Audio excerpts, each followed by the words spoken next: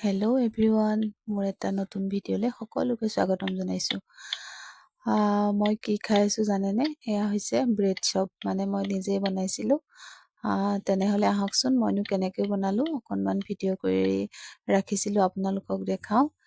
এয়া দেখিছেনে, ইমান ধুনীয়াকৈ বনাইছোঁ। মানে মই নিজেই ধুনীয়া বুলি কৈছোঁ কাৰণ খাবলৈও ভাল হৈছিলে।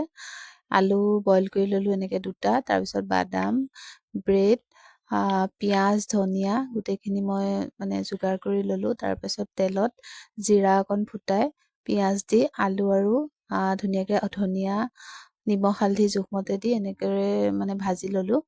আনফালে ব্ৰেডৰ ছাইডৰ অংশখিনি কাটি ধুনীয়াকৈ মিক্সিত মাৰি লৈ ব্ৰেডটো দেখুৱাৰ ধৰণে অকণমান পানী লগাই তিয়াই তাতেই মই আলু ষ্টাফিংখিনি ভৰাই ধুনীয়াকৈ ব্ৰেডটো দেখুৱাৰ ধৰণে চেপ দি ল'লোঁ। তাৰপাছত সেই ব্ৰেডৰ যিখিনি অংশ মই মিক্সিত মাৰি লৈছিলোঁ সেয়া অলপ লেটিয়াই লৈ ধুনীয়াকৈ এটা এটাকৈ তেলত ফ্ৰাই কৰিলোঁ।